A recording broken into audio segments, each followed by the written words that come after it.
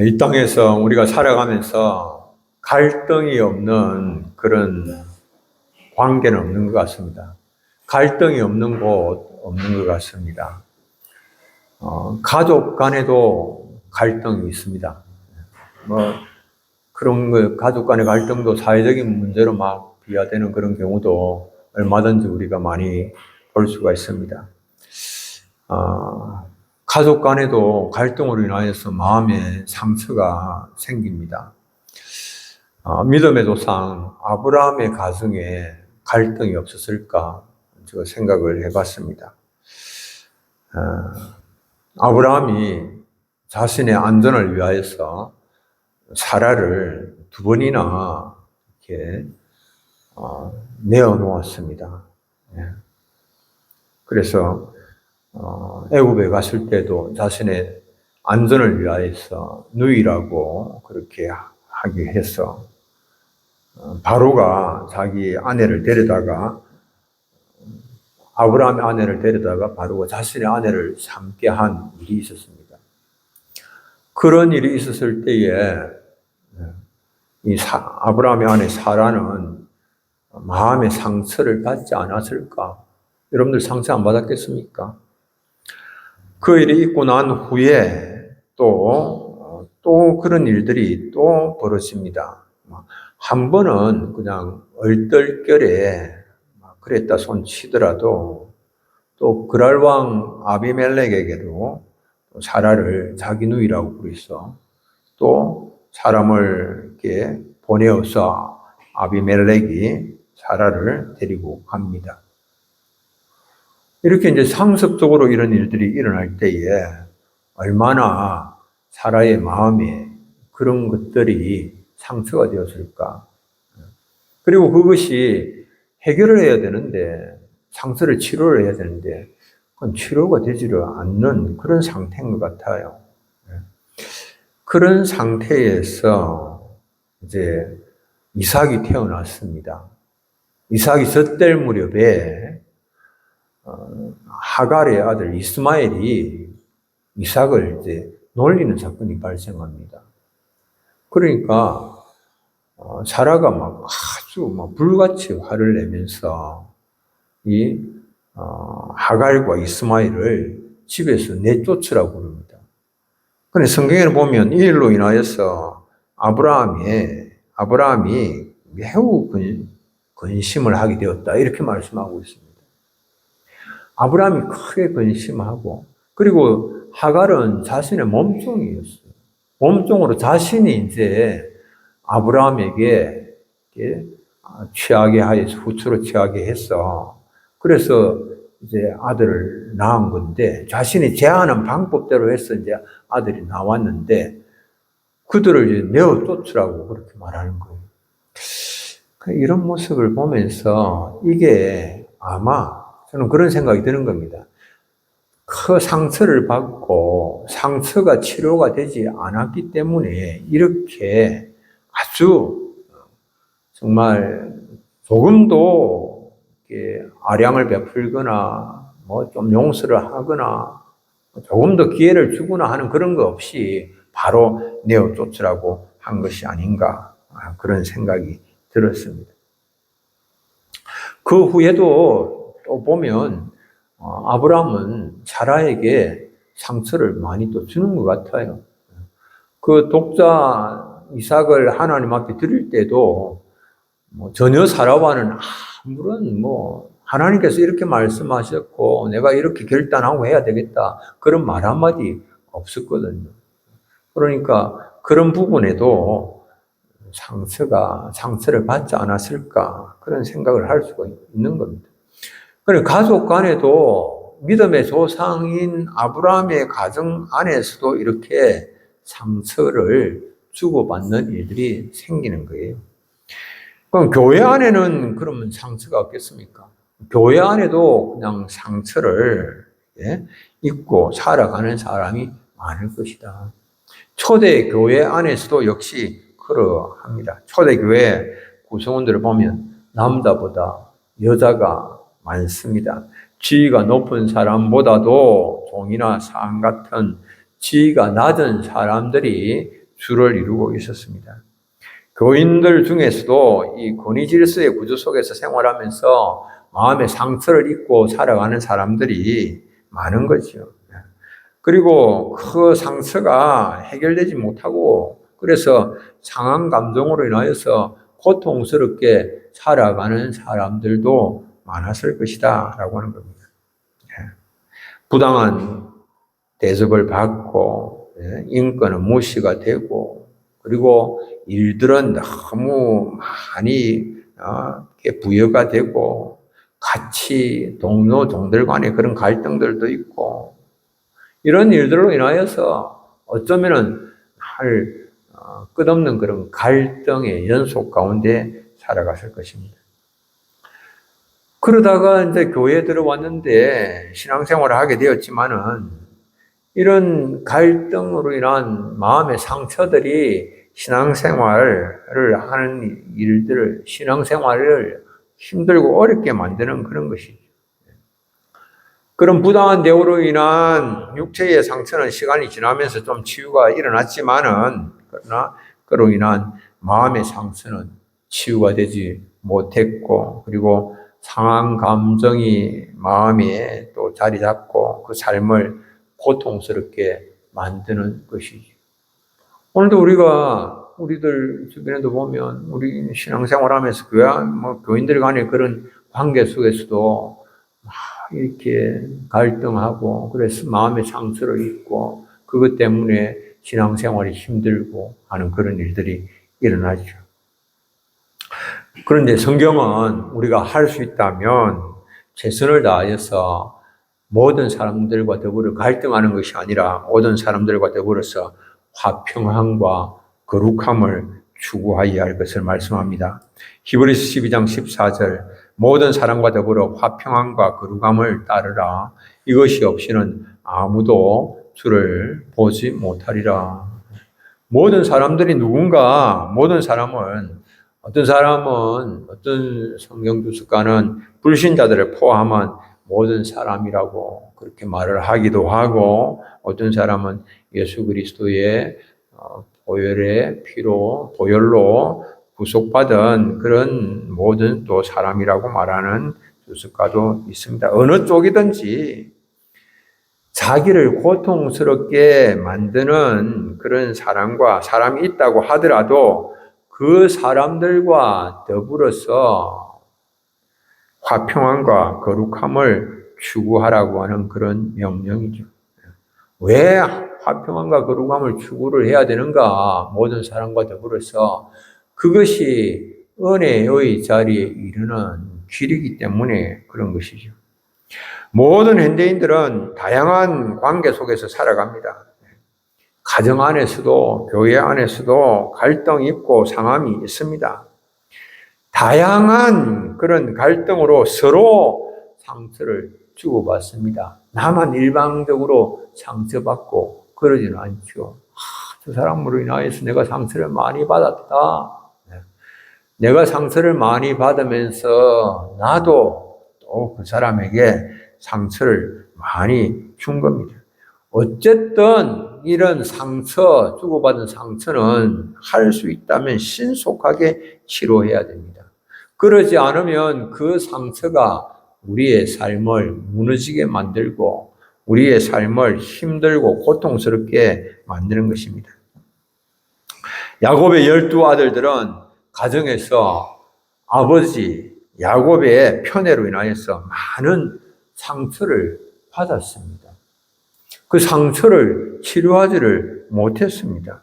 그 결과 가만히 보면 이 야곱의 가정은 정말 가정이 생지옥 같아요. 보니까 정말 이런 생지옥이 없는 것 같아요.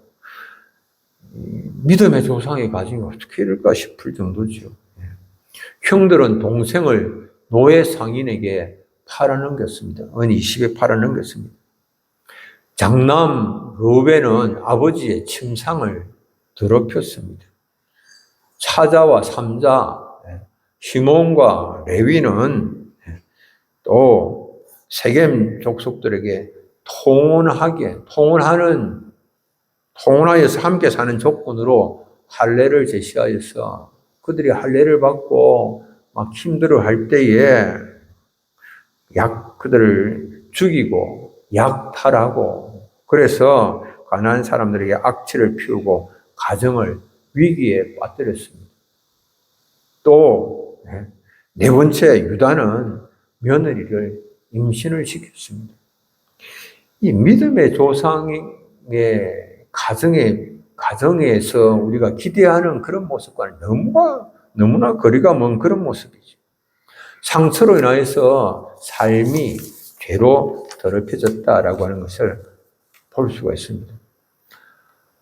과거에 이제 제가 함께 주일학 교사 때 함께 교사했던 정말 교사를 잘했던 아이들을 잘 돌봤던 신실한 자매님이 있었습니다.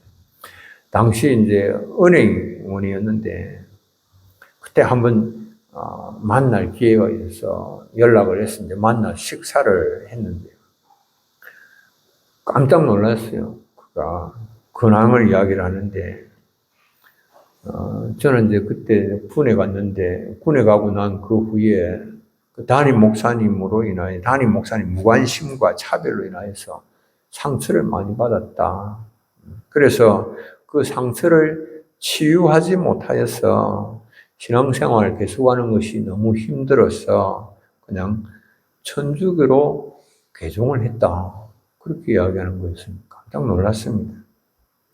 상처가 치유되지 못하니까 그런 희한한 일들도 막 생기는 겁니다. 살면서 상처를 받지 않는 사람 아무도 없는 겁니다. 나만 겪는 아픔이고 상처는 아닙니다. 관건은 상처를 어떻게 극복하느냐라고 하는 겁니다. 어떤 목사님이 30년을 하루도 편한 날이 없이 상처만 받았다라고 하는 사람을 상담을 했습니다. 그분이 이제 목사님께 묻습니다. 목사님도 상처를 받습니까? 목사님이 어떻게 보이나요? 물어보니까 설마 목사님이 상처받을 일이 있겠습니까? 그랬어요. 그래서 그 목사님은 제가 일생 동안 목회를 하면서 받은 상처를 다 말한다면 삼국지 분량보다도 더 많을 겁니다. 그런데 나는 그 상처들을 그때 치유하고 떨쳐버리고 지우려고 노력하면서 살아왔습니다. 무진장에 노력했습니다. 그런 이야기를 하는 겁니다. 여러분들은 상처를 그냥 지고 있는 편입니까? 아니면 그 상처를 떨쳐버리려고, 상처를 지워버리려고, 치유하려고 애를 쓰는 편입니까? 어떤 사람은 상처를 계속 지고 있으려고 그래요. 왜 지고 있어야 되죠? 그 상처가 그게 보석이 됩니까? 그것이 우리의 유익이 됩니까? 도움이 됩니까? 아무 도움이 안 되는 그거를 계속해서 지고 있으려고 그래요. 누구에게나 있는 상처입니다. 다른 사람에게 없고 내만 있는 것은 아니에요. 어떻게 극복하느냐, 어떻게 치유하느냐, 이거 생각해야 됩니다. 이거 지워버려야 돼. 이 치유를 해버려야 되죠. 이 고침받고 건강하게 살아야 되죠. 마음이 이런 것에 막 눌림당하고 묶여서 살지 아니하고 자유롭게 살아야 되죠. 주님께서 원하시는 그런 삶을 살아야 되죠. 자유하고 풍성하고 능력이 있고 힘이 있고 주님 원하시는 그런 기쁨이 있고 열매가 있는 그런 삶을 살아야 되는 거 아닙니까? 그 위해서는 이거 상처를 치유해야 되는 거 아닙니까? 그것을 위하여서 우리는 오늘 본문은 예수 그리스도를 생각하라라고 첫째로 말씀을 합니다. 자신이 당하는 고난이 부당하다라고 생각할 때에 마음의 상처를 우리는 받죠. 내가 왜 이렇게 부당한 대우를 받느냐라고 하는 겁니다. 나는 그를 섬겼는데 그는 왜 나를 비난하고 공격하느냐? 그런 일들을 만나면 우리는 생각하기를 그가 나의 뒤통수를 쳤다, 뒤통수 맞았다라고 그렇게 분노하고 고통스러워 하는 거죠. 사람들은 주로 그렇습니다. 자기가 한 실수에 대하여서는 아주 관대합니다. 그런데 다른 사람의 실수에 대해서는 아주 냉혹하고 냉정하고, 그리고 뭐 전후 좌우 따질 것도 없이 그냥 그 사람 몹쓸 사람으로 낙인을 찍어버리고 맙니다. 다른 사람 실수에 대해서는 그래요, 대부분. 거꾸로 되면은 자신이 실수한 일에 대하여서는 다른 사람이 몹쓸 사람이라고 그렇게 쉽게 말을 하면은 마음에 상처를 받죠. 자신의 공에 대하여서는 대단한 것으로 치부를 하고 남의 노고에 대하여서는 아주 가볍게 생각을 합니다. 그런데 누가 반대로 말하면은 또 그것도 상처를 받죠. 상처를 많이 받고 치유가 안 되면 다른 사람과의 관계가 점차 힘들어질 수밖에 없는 거예요.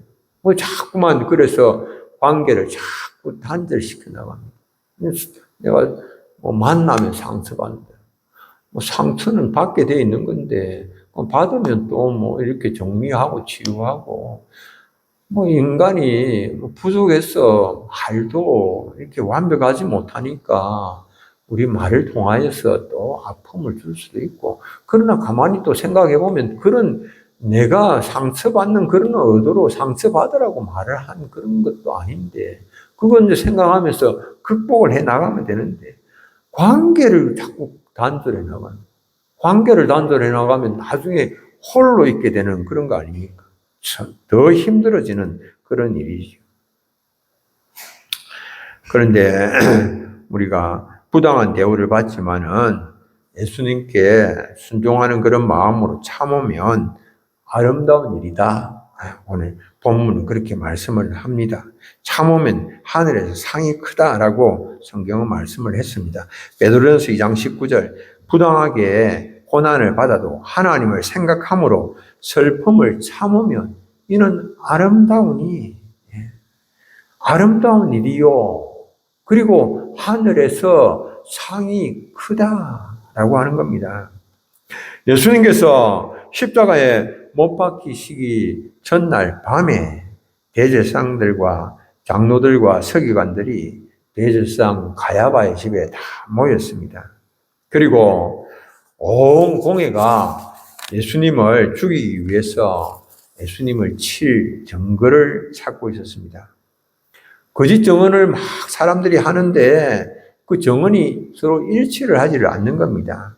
어떤 사람이 와서 예수가 손으로 지은 성전을 헐고 손으로 짓지 아니한 성전을 사흘 동안에 지으리라 그렇게 했다라고 하는 내용의 거짓 증언을 했습니다. 이 서로 말이 일치하지 않는 그런 거짓 증언에 대하여서 대제사장이 예수님께 이들이 말하는 그런 너를 치는 증거가 어떠하냐 물었습니다. 예수님께서 잠잠하십니다. 아무 말씀하시지 않습니다. 참, 이 말이 안 되는 그런 상황이죠. 예수님께서 볼 때는 만왕의 왕이시고 만주의 주이신 정말 창조주 하나님, 어려운 재판장이신 그 예수님을 죄인들이 막 신문합니다. 막 이렇게 신문하는, 정인하고 그리고 재판한다고 그 말하는 그런 증거가 어떠하냐라고 그렇게 이제 물어보는 겁니다. 예수님 침묵하시죠. 그리고 예수님께서 이후에 인자가 권능의 우편에 앉은 것과 하늘 구름을 타고 오는 것을 너희가 보리라 그렇게 말씀을 하시니까 예수님을 신성 모독죄로 몰아서 사형에 해당하는 자로 정죄를 하고 예수님을 향하여서 침을 뱉습니다. 그리고 얼굴을 주먹으로 손바닥으로 칩니다.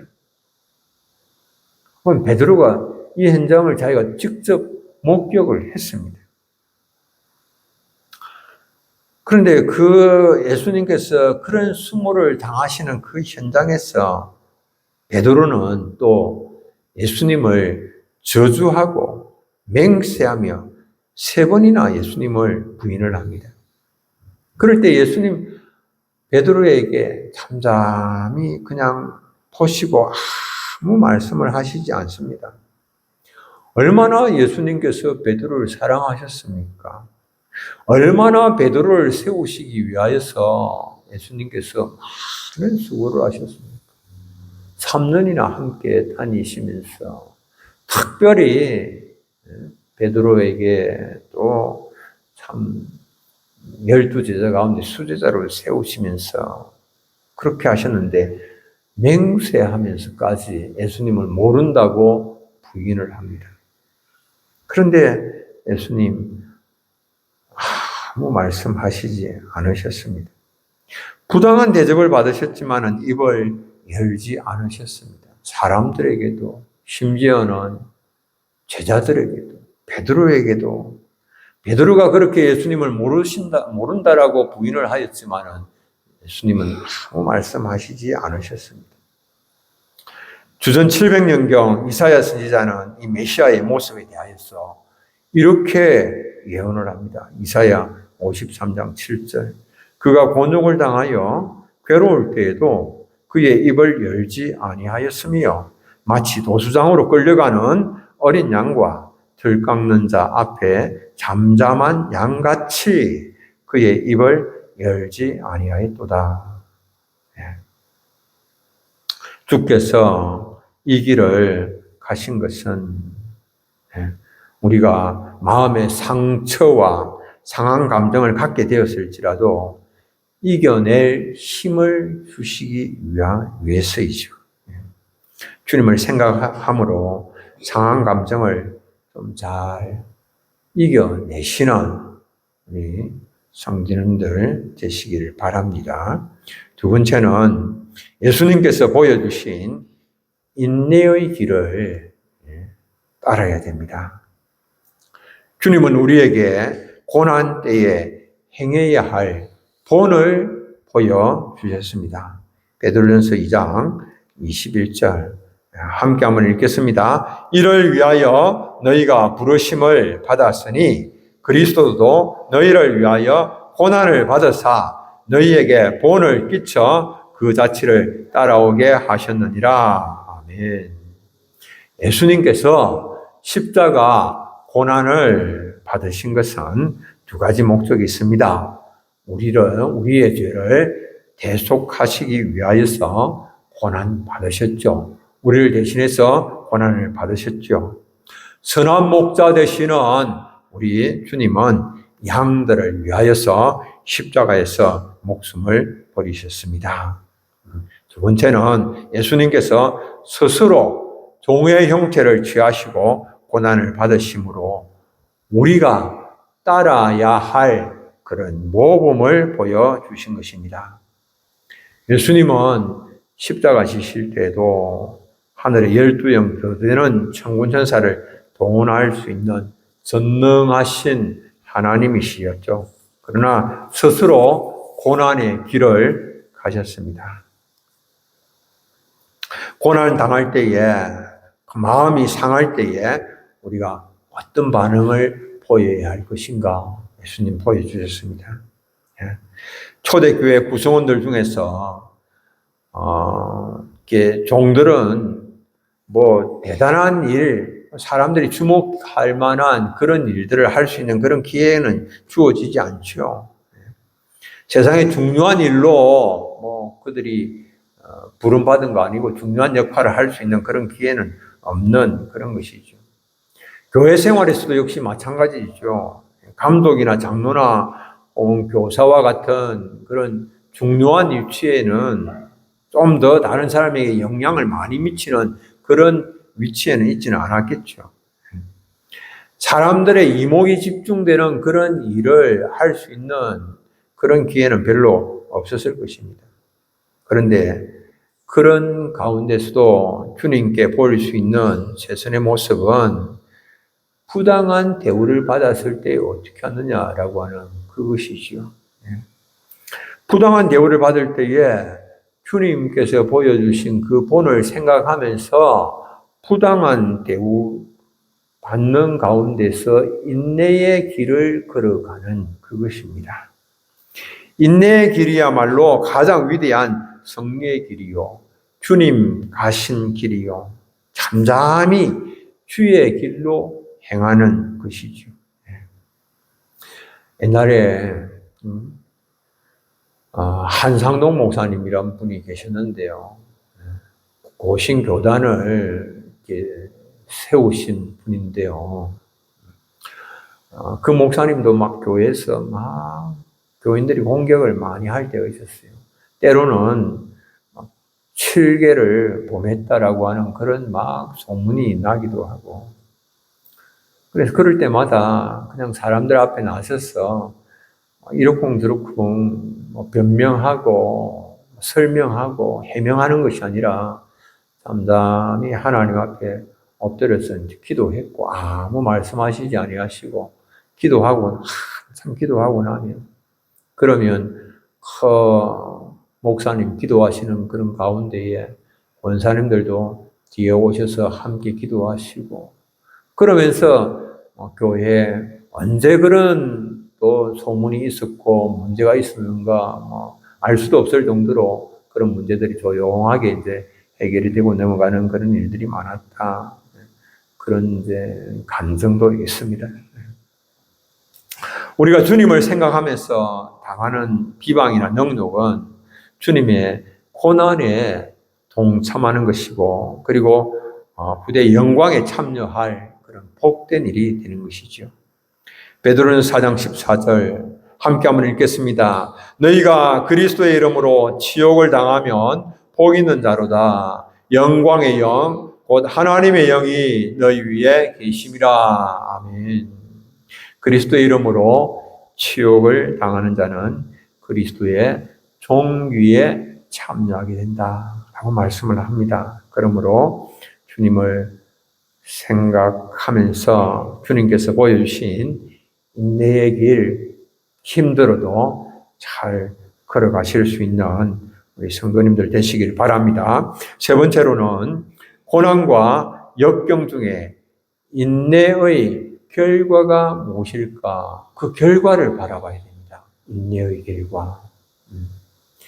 참, 인내라고 하는 건, 이건 정말 하나님의 전적인 그런 주권, 이것 인정하는 사람들에게 가능한 그런 일이죠. 부당한 대우를 받을 때 견디기 힘들지요. 그러나 주님을 생각을 하면서 인내할 때에 고난이 축복으로 바뀝니다. 선을 행함으로 고난을 받고 참으면 이는 하나님 앞에서 아름답다라고 말씀했습니다. 고난 받는 것이 죄의 결과라면 부끄럽고 수치스러운 일이지만은 선을 행함으로 고난을 받고 참으면 아름답습니다. 예수님께서 십자가 고난을 인내로 감당하심의 결과가 무엇입니까? 예수님께서 십자가의 고난을 당하심으로 우리는 더 이상 죄의 종노릇 하는 자가 아니라 의를 위하여서 살게 되었습니다.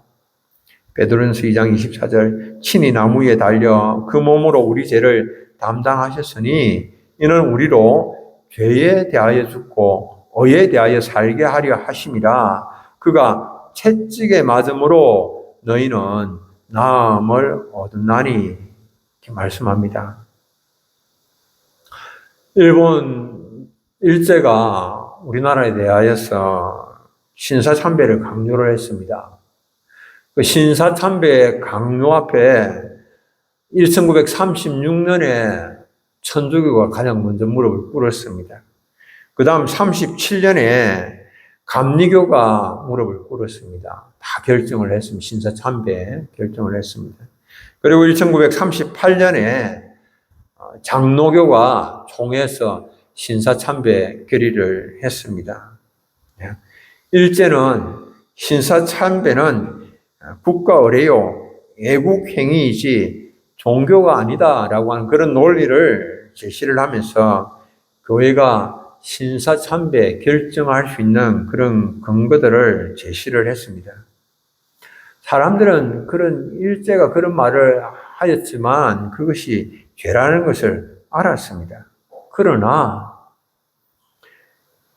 닥칠 고난, 그것을 생각하면서 고난을 피하기 위하여서 신사참배를 결정하고 그 길을 걸어갔습니다. 그러나 진리를 위하여서 목숨을 걸고 싸우는 사람들이 있었습니다.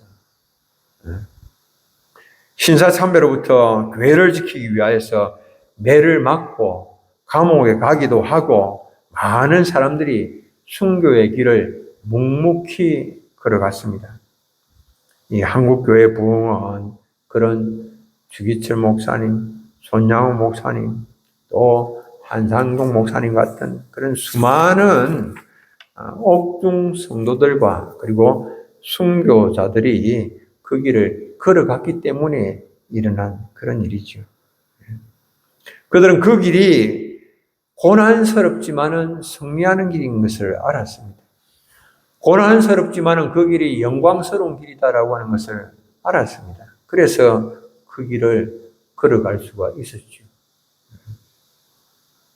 그러나 그때 일본 교회는 저항하지 않았고 신사참배를 다 받아들였고 그들은 생각하기를 예수는 믿어도 고난을 받지 않겠다라고 하는 그런 마음이었죠. 사람들은 구원은 원하지만은 십자가는 나는 지지 않겠다라고 하는 그런 마음으로 신앙생활하는 사람들이 꽤 많아요. 명광이 없습니다. 그러나 고난을 두려워하고 고난을 피하는 교회, 순교자가 없는 교회, 부흥도 없고 영광도 없습니다. 고난 가운데 인내하는 것이 승리하는 길이요, 살 길이다라고 하는 사실입니다. 인내가 힘들고 감당하기가 어렵지만 끝까지 견뎌야 하는 이유가 무엇일까? 자기를 부인하는 그런 인내의 시간이 없이는 아름다운 모습으로 회복이 이루어지지 않습니다. 한국교회가 신사참배 결정을 했습니다. 그 후 광복이 되어서 신사참배한 것을 자숙하고 회개하고 난 다음에 목양으로 나아가자고 자숙안을 제시를 했지만 한국교회는 받아들이지 않았습니다. 그때 한 말이 뭐냐 하면 그런 것은 개인적으로 하면 되지 공식적으로 할 필요가 뭐가 있냐라고 하는 그런 것이었습니다. 심지어는 어떤 분은 아주 이름만 대면 다 알 수 있는 유명한 분인데 그런 분은 이런 말도 했습니다. 남이사 지옥 미창에 떨어진다 한들 지가 상관할 바가 뭔데 각자가 알아서 하면 되는 것이지 그렇게 말을 하기도 했습니다. 자숙하고 회개함으로 고침과 회복의 기회를 가질 수 있었는데 그런 기회를 다 날려버리고 만 것이죠. 그 대신에 한국교회는 교권과 기득권을 갖는 길을 택했습니다. 그 후에 한국교회는 6.25의 엄청난 고난의 시간을 맞았습니다. 우리의 인내를 통해서 주님께서 영광을 받으십니다. 베드로전서 2장 20절은 선을 행함으로 고난을 받고 참으면 이는 하나님 앞에 아름다움이니라고 말씀을 했습니다. 선을 행하고도 고난 중에 참고 견딘다라고 하는 것은 하나님의 주권을 온전히 인정하는 겁니다. 하나님의 절대 주권을 온전히 인정하는 겁니다. 내가 선을 행하였음에도 불구하고 어떻게 고난을 당할 수 있느냐? 그러나 이 모든 것이 하나님의 장중에 있다라고 하는 사실을 그가 깨달을 때에 인내할 수 있는 것이죠. 믿음으로 인내할 수 있는 것이죠. 우리가 그럴 때에도 인내하는 모습을 보면서 하나님께서 영광을 받으시죠. 과연 너가 나의 절대 주권을 인정하는구나. 사랑하는 우리 교우님들, 우리의 삶 속에서 크고 작은 그런 갈등들이 끊임없이 일어납니다. 우리가 많은 상처를 받습니다.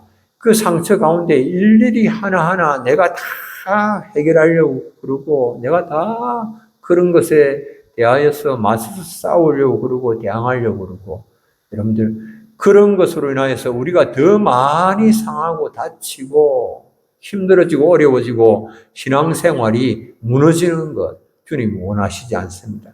그 모든 것들을 때로는 우리가 주님께 잠잠히 넘겨드리고 인내하는 가운데에 하나님의 역사심을 경험하시는 우리 사랑하는 성도님들 다 되시길 바랍니다. 우리 찬송 한 장 함께 부르고 기도하도록 하겠습니다.